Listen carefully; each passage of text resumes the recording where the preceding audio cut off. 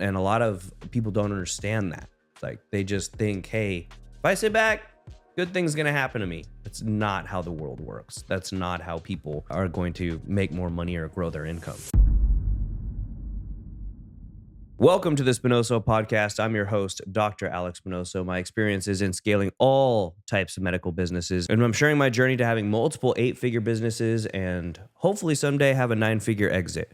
This isn't a podcast telling you you should do this. It's telling you how I did this, and hopefully that helps you.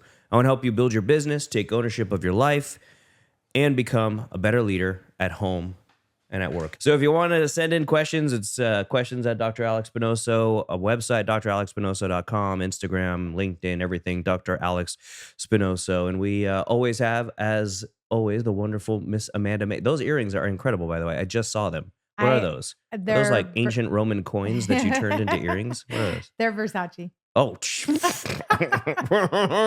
well, okay. Oh, fancy. Don't show my wife those. Okay. Yeah. I'm going to send her a selfie. Yeah, I know, right? Seriously. Yeah, I actually took this test over the weekend that was like, what's your archetype, your business archetype? Is this a Facebook thing? No, Oh, okay. No, it was Cool. an actual marketing agency. Yeah, because had it. I got lion on my animal. No, I'm just well, kidding. that's what I had. I think this is lion. Oh, is are it they? a lion on there? Okay. Oh, now I'm wondering. I What have is, no like, idea. their I can't head see that logo far. thing? But it was a brand archetype. I was doing some brand stuff for the skincare line. And it said that the brand archetype was royalty. And so I was like, you know what? I need to step into this more. I've got all this fancy stuff. Yeah. I have like all this high-end stuff and I love it, Mhm. but I just look at it in my closet. Yeah, I'm the same way. That's it. why I wear a crown around everywhere when I walk around the house and tell my wife. I just yell things at her randomly as if I was a king. Doesn't go very well, but I step into that royalty. And we got a new guy in the studio today. Shout out to the new guy. Shout out to the new guy. And, introduce yourself, new guy. You got to unmute yourself. Hi, I'm Mason. Mason what? Mason Brooks. Jar. Mason Brooks. And for those that don't know, Mason looks like Burt Reynolds in America had a baby. This man is, yeah. It's so accurate. It is very accurate, right? Yeah, we're going to have to put a Yeah. picture up of Mason. Mason, are you single? Are you married? I'm happily married. Holy Almost shit. a year in September. Congrats. A year in September. September what? Oh, Oh, fuck. I think it was Sorry. September. She asked me the other day and she's like, was that the day of our wedding? I think it was the 16th. Are of you September. seriously? She forgot to. Wait, the are you other day. shitting? Is it the 16th? I think it's the 16th. Holy crap, that's my anniversary. Oh, really? And Let me double check. Do you know that's Mexican Independence Day? I did not. Yeah. So you're so fucking American that you just took over another international holiday because you said fuck Mexico. We're manifesting. It's Mason's holiday. How cool. Awesome. You guys got married on the same day. Yeah, welcome, that's wild. Mason. That's wild. Thank you, guys. Yeah, welcome. All right. So let's get into this. What are we doing today? Yeah. So as we mentioned in a previous podcast, Mhm. you did a keynote for the BTL conference in Denver. That continues to get a ton of engagement and feedback, and just some of the things that you said really hit home for people, and they continue to talk about. So I think going into some of those key points and really digging in further on what you meant and how you said things and those takeaways would be really fantastic. What do you think about that today? Let's do it. I love it. All right, let's do it. So you talked about the need to be obsessed with making money. I absolutely love this. I also am obsessed with making money and feeling like I'm creating abundance with even things like wearing fancy jewelry or earrings or whatnot. And you qualified it by saying that you didn't mean becoming Scrooge McDuck. I don't know what that means. I'm excited to hear where this is coming from. I'm very interested. I'm intrigued to know what Scrooge McDuck is and what you could like elaborate more on what that means. So Scrooge McDuck was the great uncle of Huey, Louie, and Dewey, was it? Yeah. Which is funny because triplets. I have triplets now. But that being said, everybody pictures Scrooge McDuck as swimming around, opening his gold, his giant vault, and he had gold coins, and he would jump off his diving board into his gold coins. He would swim around, and he would love just like living in his money. And the funny thing is, it got the picture of Scrooge McDuck completely changed as it got older, as the cartoon got older. And in later years, it started to be, Scrooge McDuck was obsessed with money, obsessed with gold coins and everything. But at the beginning, Scrooge McDuck used to teach a lot of good financial sound advice that people could actually listen to. Do you have something? Pull something up right now. I know there's something. What is this? I don't know. There's 10 wealth lessons from Scrooge McDuck. Here we go. Scrooge McDuck and money. There's like so many here. Money explained. Here's a good one. What do you plan to do? We want you to save it for us so we can be rich like you. Well, saving is the first important step, no doubt. But money is something you should learn more about. I'm not the richest duck in the world today because I just salted my money away. And that's how I became rich. Making the little slices grow. Money shouldn't be idle and must be put to work, you know. Oh, yeah? How about all that idle dough you got stashed away? Oh, no, lads. This is just petty cash. Moves in and out each day. If I sat on my money, I might just as well be stranded on a desert island for all the good it would do me. I couldn't eat it, couldn't wear it, couldn't use it. Money should never stagnate, but like ocean currents, circulate. Like the ocean currents So there's like 500 videos on this with him classically teaching all different types of money aspects. And a lot of people think that, money changes things. Yeah, it does change a lot of things for the better, but money only enhances who you are as a person. If you were a dick before, if you got a lot of money, you're going to be a super dick with money. If you're a good person before and you take care of others before and build amazing things, then you're going to take care of others afterwards and build amazing things and be able to build more. And there's so many physicians, I think, that grow up, or nurse practitioners, or anybody growing up thinking that they have to be some sort of martyr where they can't take any fucking money from people for healthcare or anything like that. And I'm sorry, that's just, if you're not taking money, the business that owns you, the business that you work for, they're the ones taking money. So you might as well go out and build something yourself or be a part of something where you can grow your income more than what you normally would in any other type of business like we have at Genesis, because otherwise you're just trading time for dollars. That's just what a normal job is. Yeah, I really like that. I've seen that cartoon. Oh, cartoons when we were young were like really rich with good Taught a content. whole bunch more. And he's talking about it not being stagnant and thinking about the coming and going of finances throughout your day and throughout your life. Like, I've personally for my own life felt those times where I'm like in scarcity and like, I got to hold on to this and I can't spend any money and, I got to save. But then it's like, I have such a hard grasp on it that it's coming with a negative vibration of scarcity versus like being open and being free with the financial flow is what I heard Scrooge McDuck teaching in that. Exactly. And it's like the abundance that comes from that. So being willing to spend, invest, how do some of those principles that we just heard in that one clip work in business? Well, it's funny because exactly what you were talking about with the having to save everything, I got into that trap last year. And I remember having the conversation with my wife. The one vacation we had taken, we take like one vacation a year. That's all we get. And we were on vacation last year, and that's when the business started to make money and we actually started to get, management fees and dividends and have a little bit of money left over. So we're sitting there, and this is before we started with the podcast, and I hired Stefan to do more for me and Vaughn, the writer for the show, to do more for me and the brand and everything. And my friend called me and he was looking for investments in his company. And he's got a massive chair company. It's called Love Laura Davidson. The chairs are great. I have them in my office and my clinics and things like that. Really good guy. I think they do like $35-40 million a year. And he's buying chairs.com and some other, or thinking about it or some shit. He's growing like crazy. So he was looking for some investors and he's like, oh yeah, I'll let you invest in the company. And I was talking with my wife about it, about diversification. And by that time, the money that was coming in, we were just like putting away and or 401k or putting away, and it's called the self-directed 401k. So special accounts or whatever that we can borrow against in the future and things like that. So we were saving and saving and saving and saving. And I was like, okay, well, what if we invested it in my, friend's company and that way it can grow? And Steph, we were just sitting there and she's like, why don't you just invest it in yourself? Hmm. And I was like, like, holy shit, that's savant level thinking right there. But it was like the dumbest thing. I was like, okay, yeah, that's probably a good fucking idea. Because up until that point, that's what we did. You're absolutely right. We took everything we had and we put it back in the business, put it back in buying the next company, put it back in more marketing, put it back in growing and growing and growing and growing. And that's what I know, and that's what we know how to do. So doing that obviously has led to a great life. So I almost fell into the trap of starting to quote unquote diversify into other fields or other things that I don't understand.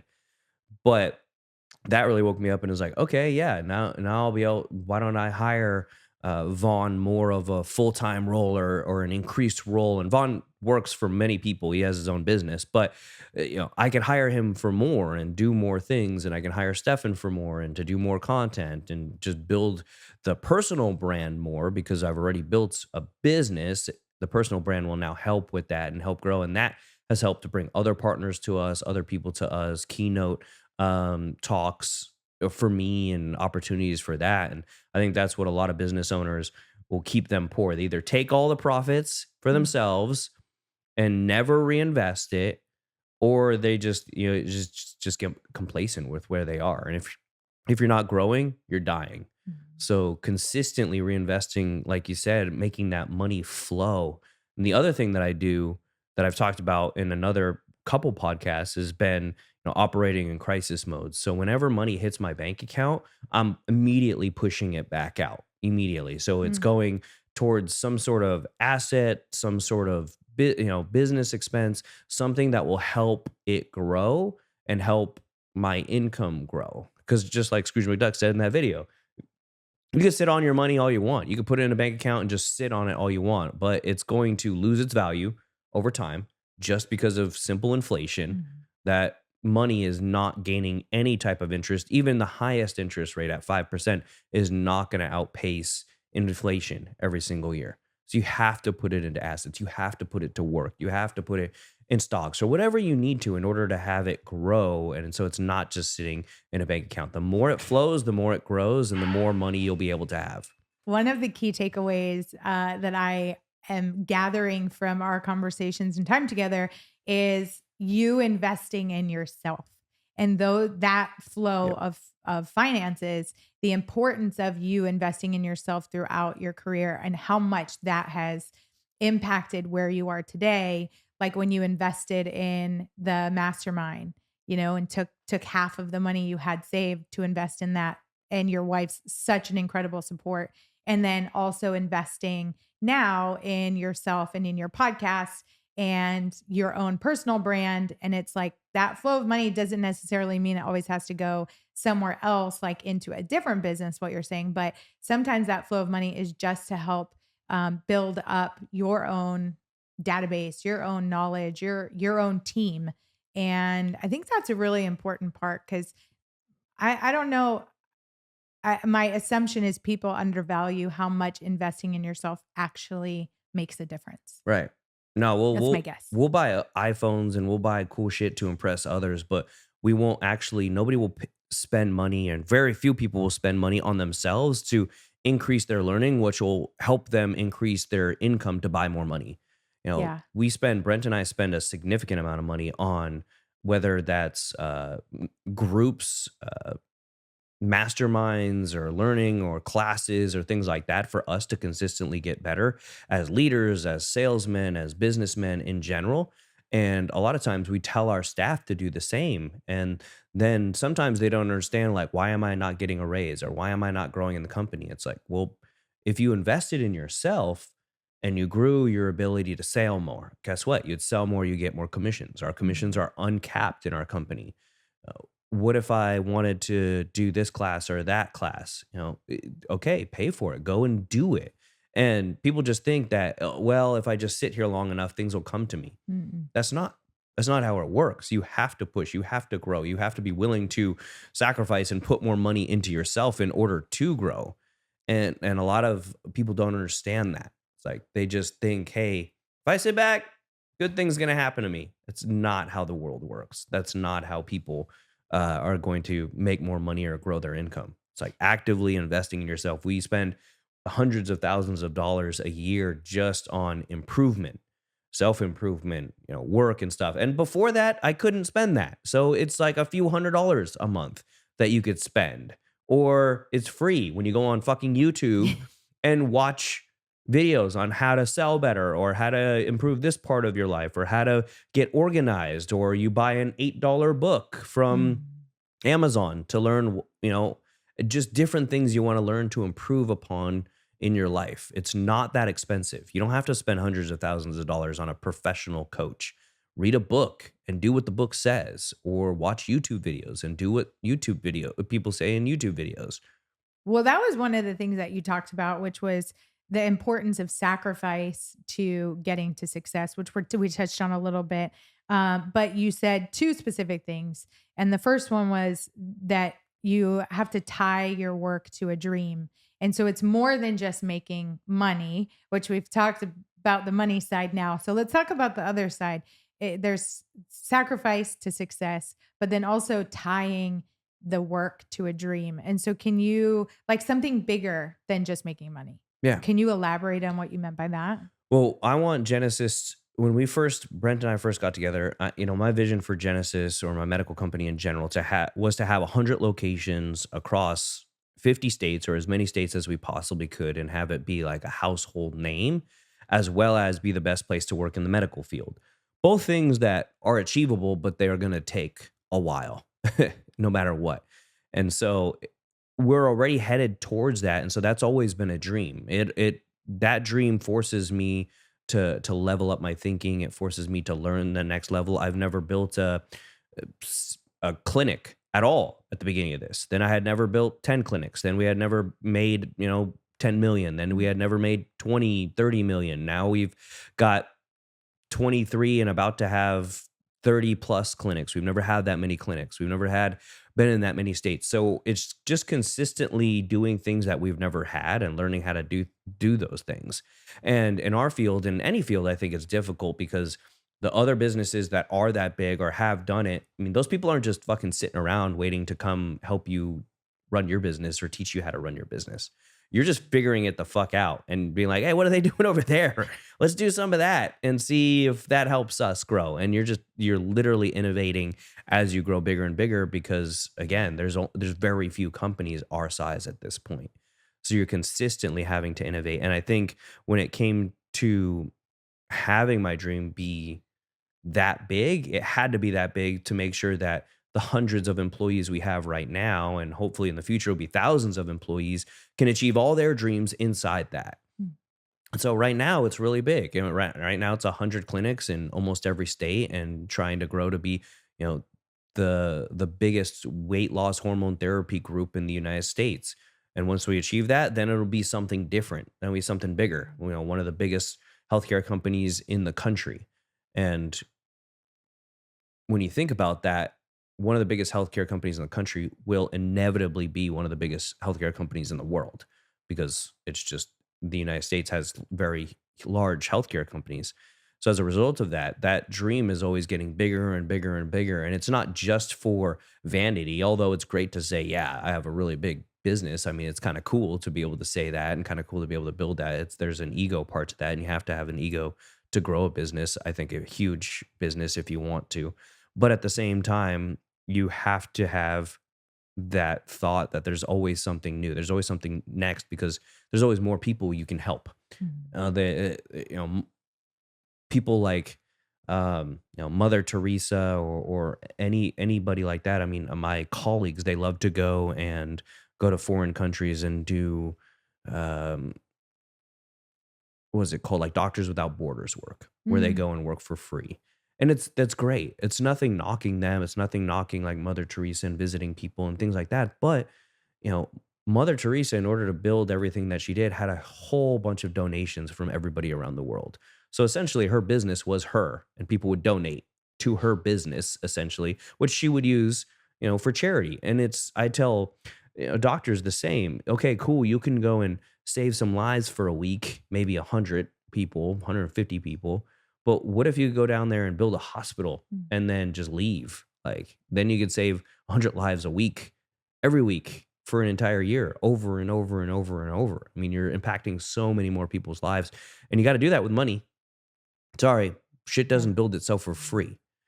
So that's why, I tell sacrifice at the beginning, push everything back in, and that'll help you grow your dreams. And consistently living below your means will help you elevate your dreams. And what I mean by that is, as you grow, again, not taking all the money for yourself, not taking all the money for everything that you want to live for and you want to grow and all your income and everything like that. It's pushing it back into the business, pushing it back into what got you there in the first place, and that will inevitably grow. Well, that's the second thing you talked about, was living below your means and the importance of that. And so let's talk about that more, because I think that's an important topic, especially when somebody does start to bring in bigger numbers, to maintain that mindset of living below your means. And at what point does it start to shift for you? Yeah. So like dig a little bit deeper on that topic. As the business grows, this is the reason why I think professional athletes have such a difficult time, and there's such a high rate of bankruptcy in professional athletes after they leave, because they get paid a ridiculous amount of money for 6 months out of the year when they're in season. They don't know what to do with it. They don't live below their means. They live to the level of their income during that 6 months. Then the other 6 months out of the year, they're absolutely fucking broke. And then once they retire, they haven't done anything to invest their money. They haven't done anything to grow. And a great example of the opposite of that was Emmitt Smith. Emmitt Smith went to, the executives of Dallas Cowboys when he was playing there and said, I want to sit down and have business meetings with you and let me invest my money with you. And they let him in. And now the Cowboys and their facilities have some of the most robust financial teachings for NFL athletes. So guys will fly in from all over the country to get like financial advice from the execs at Dallas Cowboys, and their teaching school. They have a whole school and everything like that, which I think is really awesome. But that being said, most people will just take that money and then they just spend it on stupid shit. Or like they buy the Lamborghini so they could show off, or they buy all the nice house and they become house poor, or they're consistently pushing money out there to where if it was all taken away from them, if they had problems with money, then they would have no nest egg. They would have nothing to fall back on. And they just spend rather than invest back into themselves, rather than invest into their next, opportunity in that aspect. So when Steph and I were growing, we first of all drove our shitbox cars for the first 2 or 3 years that our businesses were growing. I only upgraded Steph's car.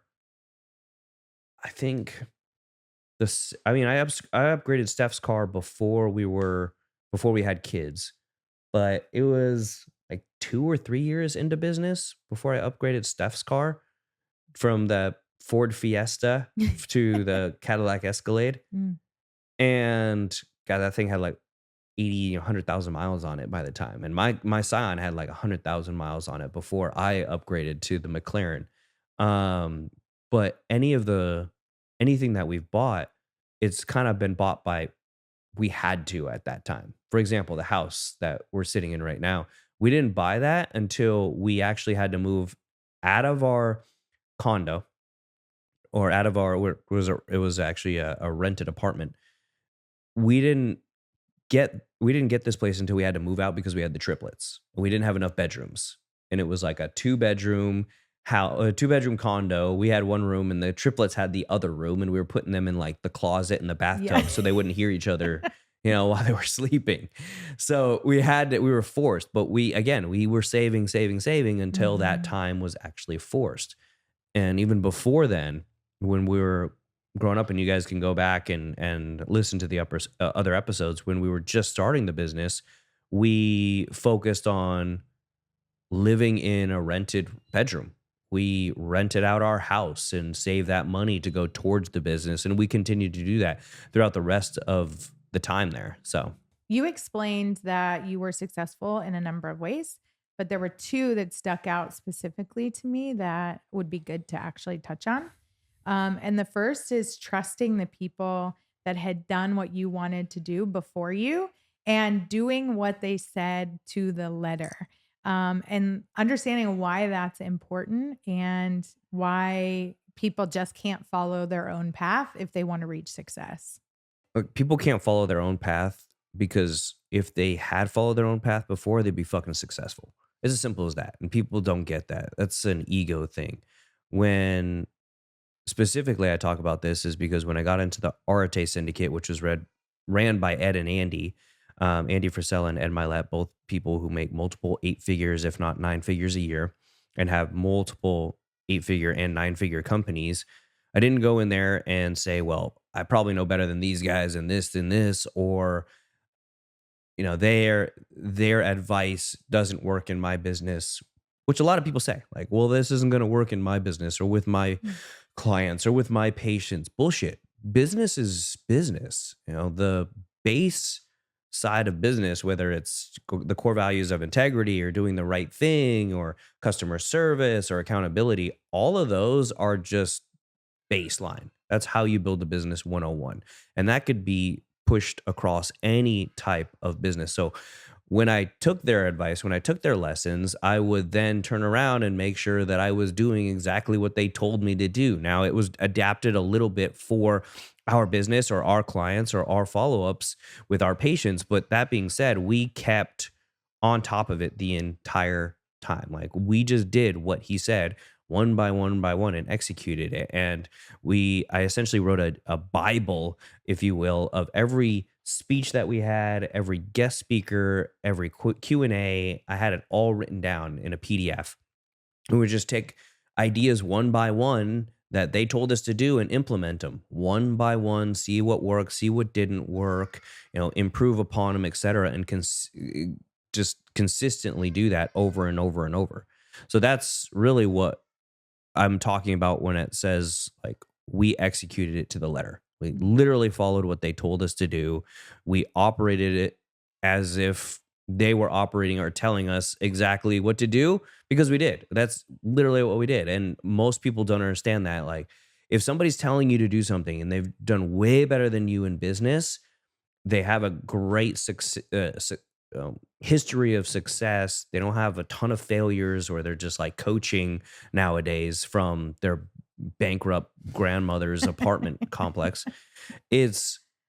You have to listen to the people who have fucking been there, done that, and just do what they say, because success leaves clues all the time. And that's why I tell my staff and everybody that I work with in business as well is look for those people who you can follow and you can listen to and you can grow from, because that's part of learning.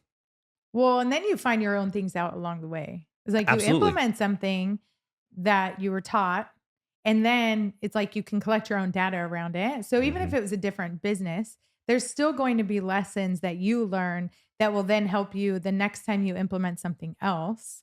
So it's like, it's not cookie cutter, because you're still gonna make it your own along the way. Yep. 100%. 100% you're going to make it your own. So you like to operate in the essence of like, be the dumbest person in the room. Yeah. Can you explain that I more? love it. It makes me immune to just asking really stupid fucking questions all the time.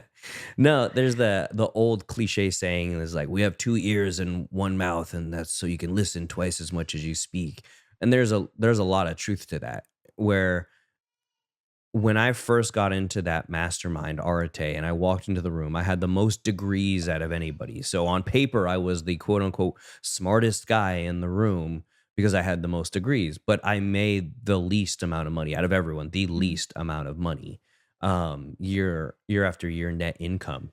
And so I went in there completely Like, I can't teach these people anything, but I'm going to learn as much as I possibly can and give whatever I can back to them. But I know it's not going to be business advice. I know it turned out to be like healthcare advice and how to lose weight, which is what I was good at the time. But as a result of that, I learned so much and I continue to learn so much. And so we have the lattice work set up in our business now, Genesis, to where people can bring ideas to us, Brent and I, or any of the executive team. They don't have to bring it just to their supervisor who says, no, that's a bad idea, because quite frankly, even a lot of our supervisors are very young and supervising. They've only been all over people a year, 2 years, at the most 5 years. So there's still a lot to learn. There's a lot to grow when it comes to those things.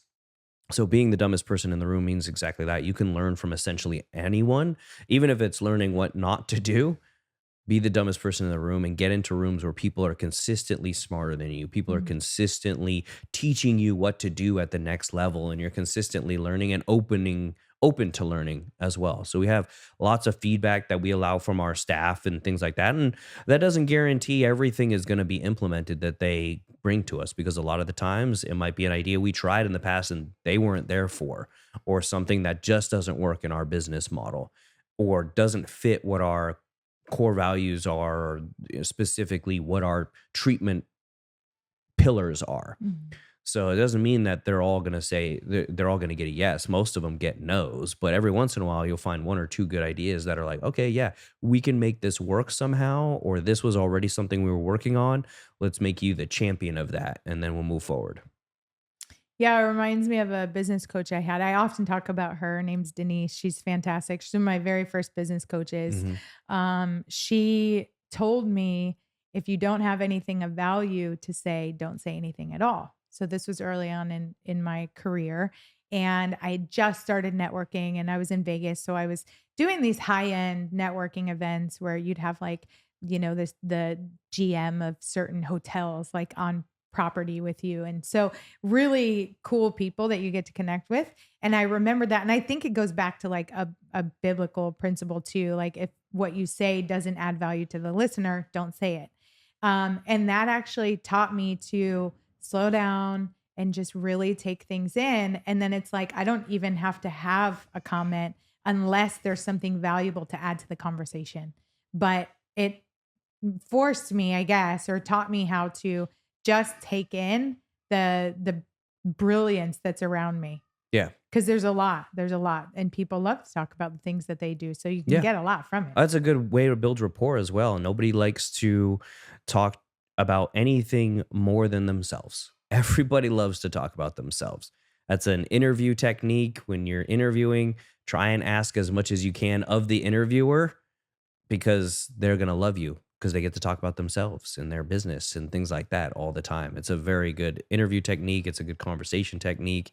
It helps introverts like me, because I don't have to speak as much. I just ask a question and shut up, or ask them, what is that? Or something. And so that way it's consistently going. I don't have to be very intelligent in the conversation or even know what they're talking about to allow them to just talk. Well, it's a great principle. It's like being curious. Really having a sense of curiosity. What does that mean? What does that look like? How does that work? And that sense of curiosity has a wonder to it that I think really opens us up to learn a lot. Absolutely. So I love that. No, you're right. 100%. When it comes to really practical guidelines of success, especially in the medical entrepreneur space, you've said two things there. And the first one is operate on facts, not feelings. You've talked about this in other podcasts, and this is part of your keynote. So really focusing in and honing in on what does that mean? This operating on facts, not feelings, is a huge aspect, I think, that I've had to learn over time. I'm a very emotional person. Being Italian and Puerto Rican, you have short anger management issues and everything like that. But at the same time, what I've learned from operating on facts, not feelings, is to always look at the tape, always review the tape. And what I mean by that is, let's say you have a service like we had in Genesis Lifestyle Medicine, laser hair removal, and it was absolutely killing the game. It was filled from morning until evening with patients, and we thought opening on days off and bringing these laser hair patients in. We were killing it. But when we actually looked at the tape and said, okay, here's our income from laser hair, here's our cost of goods, here's what it takes to run this machine, fix this machine every month, marketing, all the different things, bonuses, staff members, we found that we were losing money on every single laser hair machine every single month. So we thought, you know what, we're killing it, but the numbers say we're not. We got rid of it and our income increased by 20%. Wow. And so we kind of do the same when it comes to now employees. Say an employee is consistently not living up to their potential or not living up to the position's potential that we put them in or what we envision as the potential. As long as we've told them, hey, these are your expectations, XYZ, that person might be a great person, but it just means that they can't operate in that specific position they're put in. So we either move them or a lot of times we have a different position or we make up a position or something that they excel in instead of just firing them. Now, if they're consistently, again, breaking core values and doing things, it doesn't matter how much we love that person or the history we had that with that person. The same thing is true there. You are consistently in violation of our core values. You're consistently causing issues. You're consistently against what we are for.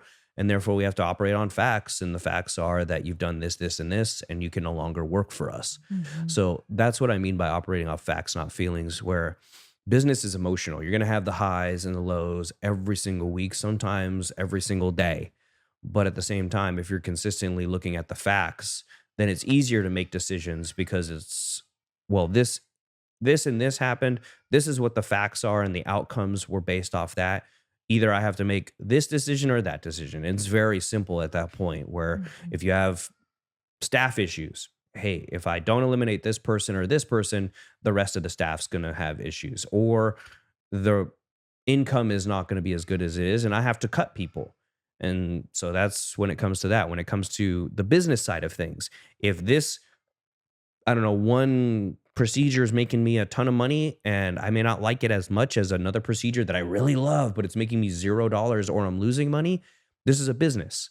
I'm going to have to cut out what I love to do in order to do what I kind of don't like to do, but the business makes money and the business grows. It's running a business. If you wanted to be passionate about something, I mean, go fucking be poor. Like, that's bullshit. Follow your passion. Like, the work turns into passion after you start making money doing it. Well, and there's levels to passion too. Like what we talked about earlier in the podcast, being your work being tied to a dream. And it's like the impact that you have with the people that work in the company, but also the impact that you have with the patients. Sometimes it's like, all right, not doing the thing that feels really fun to do, because not doing that means that you create a better work environment and you create more people that you can help. So, it's like a trade-off, but it still leads back to what your dream and your goal is. Yep. It's like, 100%. And not following the data and just going on feelings means that you could do those other two areas a disservice. Yep. 100% on that. One of the most mind-blowing concepts is involving vertical integration. And that's the spiderwebbing your products. We talked about that, I think, in one of the recent podcasts we filmed. Spiderwebbing the products and services. Yep. And you have like a cool way to describe that. So the benefit to the people that are listening to our podcast and the fact that this played a huge part in your success. Could you explain that concept a little bit more? Yeah. So I was taught this by Dean Graziosi, who is one of the legends of TV selling and infomercials and things like that. And he explained, if you take out a piece of paper and you draw a small circle in the middle, and it doesn't have to be big because all you're going to put is your business name inside of that. And then you draw lines out from that circle in every single direction. And at the end of those lines, you draw the name, you write the name or the business or the person or whatever vendor that you spend $1 on or you pay $1 to in order for your business to provide a service. So in the medical field, that could be, let's say, your website designer, your SEO person, your marketing person, your staff, like your MAs, your providers. If you have a recruiting company that you use to hire, if you use companies like ADP or Gusto to do your payroll and taxes, what pharmacies do you use? If you have an insurance-based company, who's your biller or your billing team, and all those different things, you write down all of those different businesses and people. Then you realize that every single one of those people are partners in your business. And most people don't like to think about that. Like, oh, I don't have partners. Well, bullshit. You have a cost of goods for your company, and that cost of goods that's built in, and no matter what company you have, doesn't matter what it is, you have a cost of goods. And everyone that runs those cost of goods companies are your partners, or you have to think of them that way. Because if you stop paying those people, guess what? They're going to go away and you can't provide the service. If you're paying them now and you don't need to, then stop it, obviously. But most people aren't just randomly paying, and they're very tight on their business financials. Like, I'm not just randomly paying people just for the fuck of paying people. Yeah. But thinking about it that way, these people are your partners, also helps reshift your mindset, because you can go to these vendors and realize that they want you to win. They want you to make more money. They want you to provide more services that will make you more money, because in the end, if you make more money, guess what? You have to have a higher cost of goods.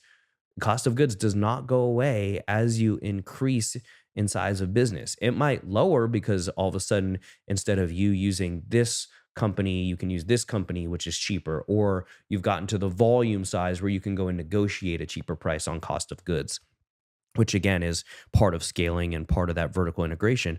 But writing that down and remembering each one of those vendors wants you to succeed.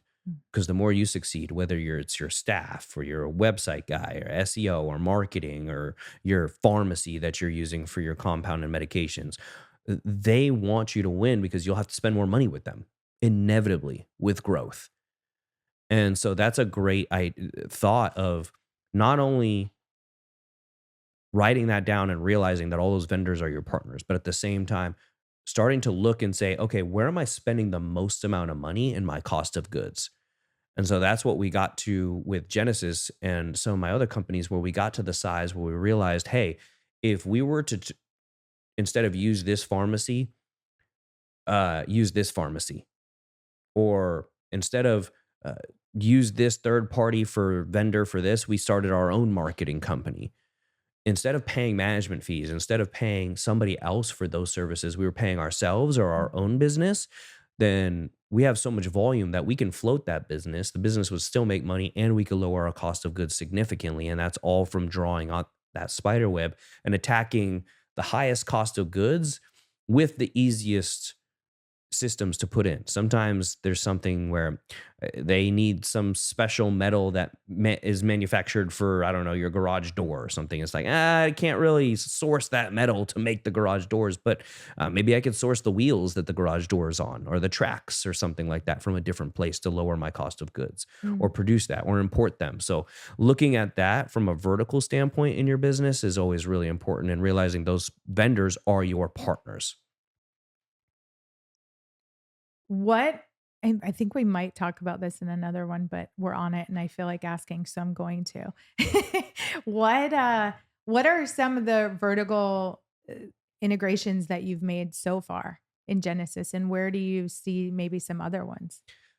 With Genesis, so we built our own CRM, client relations management company, called DEFCON 1. So any of our leads that come into Genesis, it's automatically being worked by this program. It's on Go High Level. And there are companies out there we could go pay to do this for us, but we decided, hey, that's just some sort of savings that we can internally build in order for it to, that's a platform that we can use for other clinics.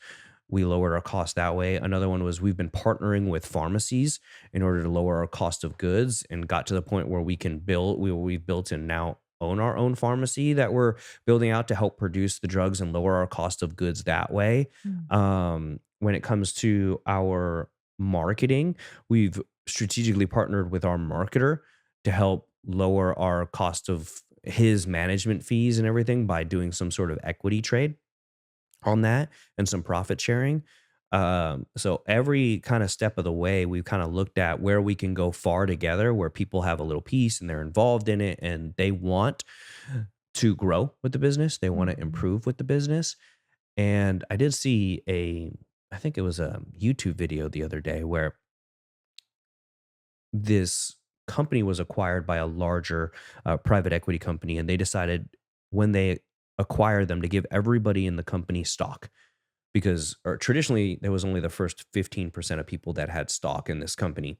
And the first 15% of people, yeah, they made millions of dollars, they retired, they didn't really care, but the rest of the company was kind of stagnant. They were just there as employees. There was no extra bonuses that they could achieve, there was no growth or whatever. So the day one, they ended up giving everybody stock.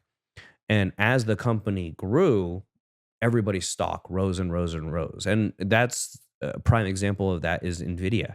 I think if you look at NVIDIA's original programmers and designers and clerks and stuff like that, almost every single one of them are now millionaires because they have stock options that turn into millions and millions of dollars when your company is worth trillions of dollars. And so now they're getting into the issue where a lot of the engineers are quitting. They're retiring because their stock is now worth $20-30 million. The engineers are retiring. So it's like, shit, I've never seen a company actually suffering from growth, but they are in that aspect. But that's still a great thing, is being able to provide that for that many people, because they're all going to run in the same direction. They're all going to row the boat in the same direction. They're all going to want to grow if they have some involvement in it. And we try and do that a lot in Genesis and my other companies to try and get people as involved and bought in as much as possible. It's a powerful momentum that gets built when you do it that way. Absolutely. You're seeing it happen. Yeah. It's great. I think a lot of people could take some key points from that and, try to do that in their own businesses too, if they can. One of the things that I know about you, and maybe newer listeners don't, or maybe they have followed you and they do, you're a pretty funny guy. Yeah. I try to be. Yeah. You don't even have to try a lot of times. It just like just funny looking. You're just fucking funny looking. So you're automatically funny. Comes out so smooth, and it's quite entertaining.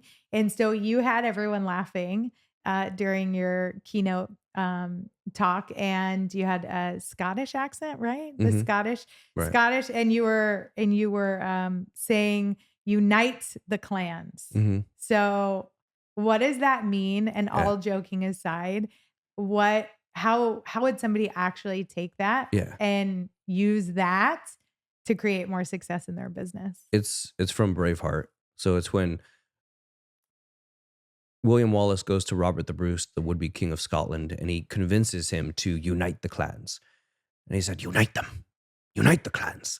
And he inspires him to bring all the Scottish clans together and fight against England, and they gain their independence from that after William Wallace died as a rally. Robert the Bruce before that betrayed him in the movie, and that's how William Wallace dies.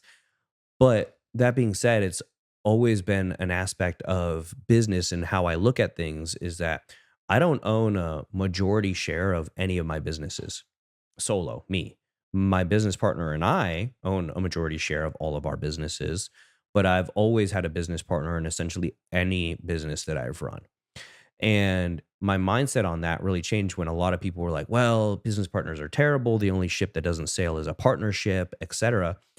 And yeah, I've had some partners that have been, shitty partners, and we just separated and went different ways. But at the same time, I wouldn't be where I am today if it wasn't for partners, because they are really good at things that I'm not really good at. So we can go twice as fast because they're good at this, I'm good at this, put it together, and it allows us to move much, much quicker than I would be able to do all these things alone and hire people. And they have skin in the game. They want to win just as badly as I want to and have the same core values. And so when it comes to Genesis, as we've grown, we've given people, pieces of equity in the clinics that they've run and grown and things like that. Or, Accesso Biologics, we've done profit sharing for the physicians and providers as we grow, things like that that are 100% legal, but at the same time provide them with the opportunity to make more money than they ever could alone. And we've added other clinics to Genesis as well, with the concept of, hey, if we have more clinics together, and we go to sell together, or we grow together, we're going to have more buying power, which is going to decrease everyone's cost of goods, which is going to increase everybody's take home money. So we all win together. The more that we get together, the more we'll win together. And a lot of people don't understand that. They want to run their own business and do their own thing and be the leader of everything and make all the decisions. And most of the time that fucking sucks. Because you consistently have to fix other people's problems. That's what the CEO and COO of a business do. All they do all day long is fixers. We are fixing problems and putting out fires. That's essentially what the job is as a leader. People don't understand that. They think it's just sitting back and doing nothing and letting everybody else make you money. It doesn't, that's not what fucking happens. You are on the phone every single day, meeting, putting out fires, trying to grow the business, worried about the bank accounts, worried about the growth constantly. And I always say, I guess from a selfish point of view, is that, well, if I got more people involved, then more people are in the shit with me and I'm not alone, at least. So the more people that are involved, the more people that understand, the more people that have skin in the game, at least I'm not alone when it comes to that. And maybe that's just a thing where I feel more comfortable with other people having to live through the crap that I have to live through. But there's strength in numbers. There's confidence in numbers. There's confidence in other people having ideas that you might not have in order for us to grow. And that's what I mean by unite the clans. It's the more, if you want to go far, you go together. If you want to go fast, go alone. You took the words out of my mouth. I was going to say that. Oh, shit. I'm sorry. We're vibing. Yeah, we're we vibing. got it. I'm connected. That's how we do it. That's exactly what I was feeling. So that was going to be my final word for the podcast. Okay. Since you said it, Yeah. I don't have to. I agree 100%. Love it. Well, thanks, guys. Anything else? What do you think about that? Yeah. I mean, I've seen it. And I think being like a solo entrepreneur for many years in my career, where I did have brick and mortar where I had people working for me. I was in an industry with the beauty space that as I trained someone to get really good, they're like, okay, peace out. I can go do this on my own. And so just, was like, do I want to get into this? Do I want to do this forever? How does this look for my life? And I was traveling a lot and I didn't necessarily want to spend 2 weeks in one state and 2 weeks in another state. So I had some of the same things that I think you had gone through when you first came on with Brent. I, on the other hand, was doing it alone. And so it felt like a very big task. And it felt like a lot of pressure. And so I decided not to keep doing that. And so I went back to being a solo entrepreneur where I was doing, my own clients and having classes that I taught, but it was me. It was all me. And so I did get to move quickly because I was the one making decisions. So if I wanted to do something, I just did it. But then when I met you and came on to the Genesis team, it was like, okay, I can do a lot of the things that I really am passionate about, which is why I wanted to have my own business and open my own locations and had several at one time. It's why I started this process, but I can do this on a much bigger scale with people who are already doing it, people who are in it for the team and not do this alone. So, I think it's kind of interesting because I have all the same passions that you have, which is why I'm in the business I'm in. And then coming in alongside you to support your mission and vision, which is also very much aligned with what my mission and vision was for my own business and my personal life. It just is a really great fit. And it feels good to be a part of something that is growing so rapidly and being an important part of it, if I do say so myself, an important part of the process. Agreed. But knowing that we're all doing it together and the benefit to the entire group. And I see what you've put in over the years and, I can see why it was meant to be this way for my life. And I wasn't necessarily the one to lead the ship, but come along and be a supporting role in the process. Yeah. And that doesn't mean you always have to lead the ship. I mean, people can make a lot of money being an entrepreneur. They can fulfill all their dreams, their purpose in life and everything like that, being an entrepreneur or an entrepreneur with an entrepreneur part of their lives as well. I mean, you can make good money and great money working for other people, and if it's something that you love to with the vision and they fit your core values and everything like that, guys, you don't have to build your own business to have all this happiness. You just don't. You could help somebody else build their dreams, and your dreams will come along with that. Yeah. Absolutely. good. So guys, that's it for today. If you guys have any questions at all, always email us questions at dralexspinoso.com. Look us up on Facebook, Instagram, LinkedIn, Dr. Alex Spinoso. Amanda, where can they find you?